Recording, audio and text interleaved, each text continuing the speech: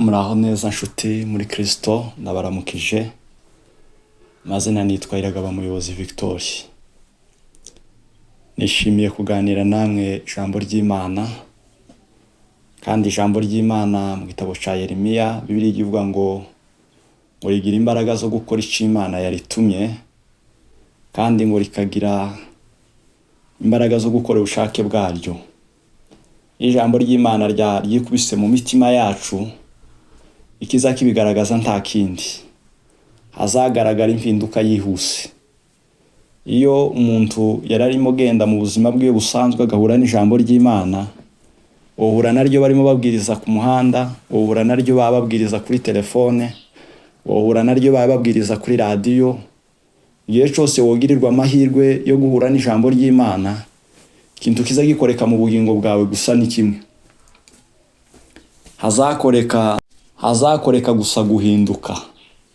Nta kindi ijambo ry'Imana riza rikora iyo ryageze mu bugingo bw'umuntu. Azahinduka akava ku ngeso ziwe za kera, azahinduka akava mu nzira igana mu rupfu agatangira inzira igana mu bugingo. Twarabiganiriye, inzira igana mu rupfu ni irembo rinini cyane. Umwanditsi yarabyanditse aravuga ngo inzira ngari cyane inyuramo abantu benshi cyane, abantu bakundanye urukundo rw'isi, bafite icyo bahuriyeho. Ariko inzira ntoya ni inzira igana mu bugingo. Yesu yanyuze muri iyi nzira iminsi mike yabaye muri iyi si, yangwa n'abayuda bamwanga urunuka. Icyaje kwemeza bwa nyuma ko Yesu yanzwe nuko bavuze ngo nibabohore Baraba ngo Yesu abambwe. Cyo nico cyagaragajwe ko Yesu yari yanzwe ku rwego rwo hejuru. Nta kosa bamureze habe na rimwe, ntaho byagaragaye ko Yesu yigeze abwira umuntu nabi, ntaho byagaragaye ko Yesu yigeze akora ikosa na rimwe. Ahubwo Yesu ngo yageraga ku bimuga akabihagurusa, ngo yageraga ku bashonje akabahereza ibiryo bakarya. Yesu yageraga ku baremerewe n'intambara zo mu miryango bafite imibabaro akabahoza. Yesu yageze kwa Mariya na Marita asanze Lazaro yapfuye ngo azura Lazaro. Yesu yari amaze iminsi azura imitima. Imidugudu yari imurikiwe n'umwijima yari yarabonye umucyo. Ariko icyemeza iyi nzira ntoya izivugwa muri Bibiliya niki: nubona umuntu ari muri iyi nzira, uzamenye yuko adafite igikundiro cyo gukundwa na bose. N'abazakujyaho ko bagukunda mu mitima yabo nuko nguko kuzaba ari ukuri. Kigaragaza umuntu uri muri iri rembo aza kundwa n'abantu bakeya, aza kundwa n'abantu bake cyane. Umuntu uri mu nzira igana mu irembo rifunganye, kuko aba yambaye umwenda wo gukiranuka, umwenda utandukanye n'uw'abandi.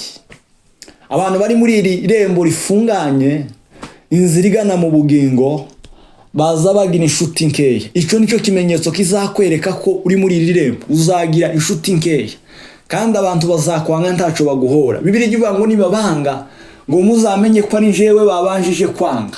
Mpamvu Yesu yabivuze gutyo ni ukugira ngo ntimukababare. Nimubona abantu babanga muri mu nzira igana ibwami, muzamenye neza kuko iyo nzira ari inzira nziza. Nibabanga muzamenye ko babanje kwanga Imana. Abazabakunda nabo muzamenye ko muri kumwe mu nzira, muzakundane, kuko Yesu yaravuze ngo icyo nicyo kizatuma bose bamenye ko muri abigishwa banje.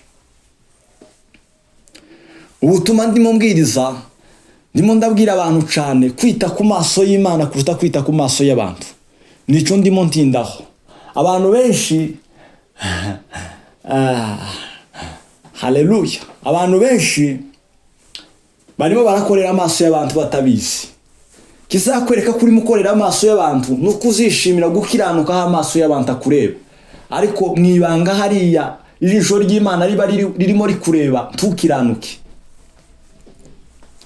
Abantu benshi bazabibuka Imana ari uko mu muhanda hapfuye umuntu, abandi bazabibuka Imana ari uko babonye abandi bakoze amaksida, abandi bazabibuka Imana ari uko babonye bari bashonje bakarya bagahaga, ariko ubuzima bukijijwe bwizeye Yesu nk'umwami n'umukiza w'ubuzima bwe, ubuzima bwabatijwe mu izina rya Data n'iry'Umwana n'iry'Umwuka wera, ubuzima butegereje kuzinjira muri ariya marembo. Bibiliya ivuga mu gitabo ca Zaburi kavuga ngo ni bande bazahagarara imbere y'intebe y'Imana, ni bande bazahagarara ku musozi wera, ngo nabakora ibyo gukiranuka kandi ngo nabavuga ukuri kuko kuri mu mitima yabo. Nahishuriwe ijambo bita gusenga. Gusenga imbere y'Imana ni ukuvuga ukuri kuko kuri mu mutima wawe. Abantu benshi bazababesha Imana. Ikizakwemeza kuzubesha Imana wabaye umubesha imbere y'Imana nuko uzasenga ibitandukanye n'ubuzima bwawe bwa buri munsi. Uzuva umuntu arimo asaba imbabazi, uzumva akoresheje ijambo ryo kuvuga ngo mbabarire ngo n'ibindi nabyibagiwe. Uzaba uri indyarya imbere y'Imana, ntawe uzawibagirwa icyaha yakoze. Akatura ibyaha byose yaravuze akavuga ngo hari ibyo nibagiwe. Ukumva umuntu karasenga imbabazi z'Imana zikeneye nde kugira ngo zibashe gukora. Zikeneye umuntu uvuga ukuri kuko kuri mu mutima wiwe. Kandi gusaba imbabazi si ukubikora none ngo ejo uzosubire ubisubiremo. Gusaba imbabazi ni ukureka. Muzi icyo Pawulo yakoze ubwo yamaze guhamagarwa mu misozi y'i Damasiko. Pawulo yari yerekeje i Damasiko, yari yahawe inzandiko zo kuja kurenganya abana b'Imana.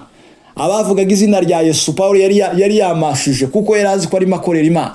Wagera mu misozi y'i Damasiko, Yesu aramubonekera aramubwira ngo Pawulo ndenganyiriza iki? Yesu amaze kumubwira iryo jambo, Pawulo aravuga ngo ninde mwana? Aravuga ngo ni Yesu Kristo urenganya. Pawulo amaze kugenda i Damasiko, haje kuza Ananiya ngo amugezeho ngo amubwirize ijambo ry'Imana ngo anamukoraho ngo aramuka. Kuko igihe Yesu yabonekeye Pawulo ngo yamaze iminsi 3 atarya kandi atama kandi ngo yarahumye. Ariko Ananiya ngo amaze kumukoraho ngo Pawulo ngo arahumuka.